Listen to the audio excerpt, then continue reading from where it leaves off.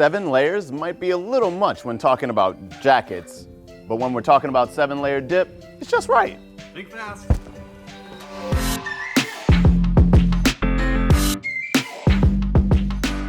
Seven-layer dip is always a hit, and I'm gonna show you how to do it right. I'm gonna start by grabbing my super bowl. I like this bowl because not only is it super, but because it'll allow me to see all the glorious layers. Refried beans, bottom of the bowl.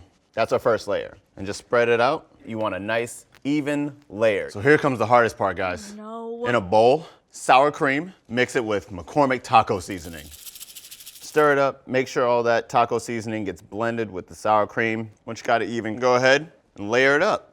Again, nice and even.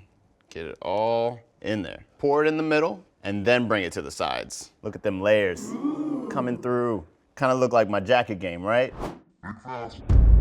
We're gonna add some shredded cheddar cheese. This is where your color gets going. Go ahead and just get in there. Make sure it's all even. They're gonna love this. Next layer, prepared guacamole. And again, pour in the middle, bring it to the sides. You want beautiful layers. So we got the guacamole done right there. And then our next layer is tomatoes. You can use your spatula if you want. Don't be afraid. Boom, nice and even. Just slice up some green onions and throw them on top of the tomatoes. Black olives to finish it off. And your 7 layers are done. Now this dip is great to make ahead of time. The longer it rests like this, the happier it gets. Yay! Kind of like my grandma. Love you, Grandma.